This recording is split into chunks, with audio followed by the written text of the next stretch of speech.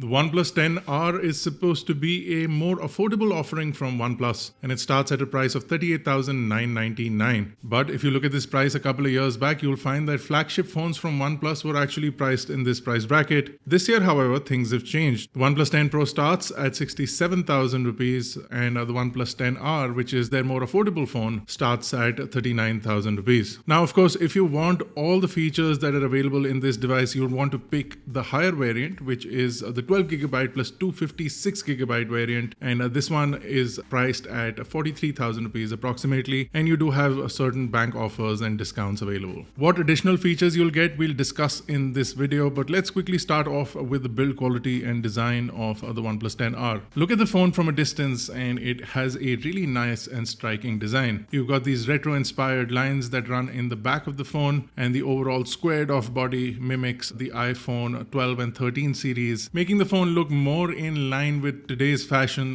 than any other device previously. You also have a massive camera bump at the back, which houses the three main cameras, and all around the phone you will find a matte finish. Now we're checking out the Sierra black color, and the phone is also available in a forest green. So overall, design-wise, the phone is nice. It's a big slab, and the squared-off look makes it really comfortable in the hand, and you do have rounded corners, so the phone looks nice and premium. However, you come closer to the device and you'll find that the entire frame is made out of plastic, so it's not as premium as it feels or as much as it's priced at. And then you look at the camera glass at the back, the glass that surrounds the cameras, and even though it looks like glass, it's actually plastic, clear plastic that scratches really easily. The camera lenses themselves are actually glass, so that's good. There is no official IP rating on this device, and I would recommend that if you do end up buying this phone, keep it as far away from water as you possibly can. The OnePlus 10R highlights its display on the front. This is a 6.7-inch panel, which is a 2412 by 1080 pixel display with a 394 pixel per inch density. Now this is a 20.1:9 aspect ratio, so it's a fairly longish panel, but the good thing is that it is a 120 Hz fluid OLED display, so it does have an adaptive refresh rate from 60 to 90 to 120 Hz. There's a problem in that, and I'll discuss that when we talk a little bit more about performance. The touch response on the display is 360 Hz, so it's 3 times that of the highest refresh rate, which means that you'll have no issues with the touch response on this device. And you do have a 720 Hz software accelerated touch response as well, and we'll talk about that in just a second as well. You do have Corning Gorilla Glass 5 on the front, and the display itself is extremely vivid, has great viewing angles, good amount of brightness, and is HDR10 plus capable, and it does have a 10-bit color depth and supports the display P3 color gamut, so you have no issues with that whatsoever. The 720 Hz of a software response rate is actually something that bothers you a little bit because the phone is over responsive in certain aspects. So in the lock screen, if you launch the camera, and even if you tap on the bottom of the phone, it'll quit the camera. So it's a little too responsive and it's a little jittery in certain aspects. You end up quitting applications when you don't want to, and this is something that they can fix with a software update, and I hope they do fix it because it does make using the phone a little bit difficult. Now, the phone runs Oxygen OS 12.1 on Android 12, and as much as you'd like to call this Oxygen OS, it's becoming more Color OS day by day. You are missing certain elements from Oxygen OS, and more importantly, this phone also does not have the slider switch that allows you to switch between the levels of notification. That is something that is pretty common with OnePlus devices. So if you think about it, this is going to be one of the more Oppo devices than any previous devices that we've seen, and overall build quality and certain misses with respect to features on this device definitely depict that. As far as day-to-day use is concerned, the software is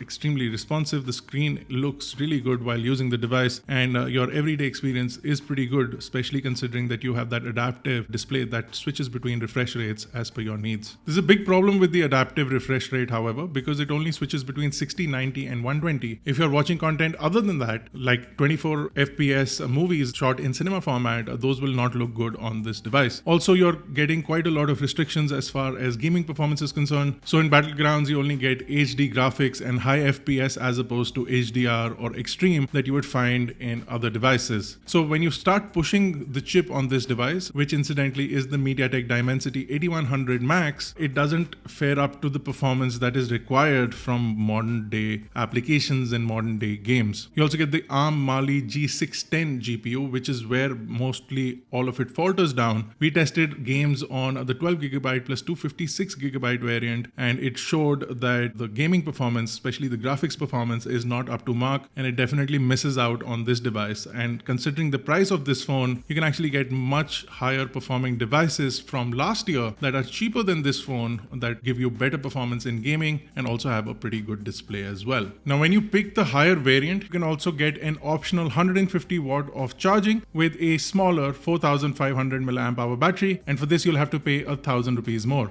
And you will get a 150 watt charger inside the box, and the battery is a smaller 4500 mAh battery. These are two 2250 mAh batteries combined to give you that capability. If you get the 8GB plus 128GB variant, you will get 80 watts of charging and a 5000 mAh battery, which is two 2500 mAh batteries put together. So in the smaller variant, you get more battery size but slower charging, and in the higher variant, you get a smaller battery but optional faster charging. So you want to pick and choose your poison accordingly. We have the 12GB plus 256GB variant for testing, and we found that the battery life is actually pretty incredible in itself, and the 150 watts of VOOC charging works really well. The phone doesn't heat up at all, and it does manage to deliver that performance without any problem. What's also interesting is that you do get a whole lot of virtual RAM as well, so you can pop in about 7GB of virtual RAM, and the storage is also UFS 3.1 2-lane storage, so you do get ultra fast storage on this device as well. Another big aspect of this is the cameras, and we can see a massive improvement in the cameras and the alignment of the cameras. However, the camera modules themselves are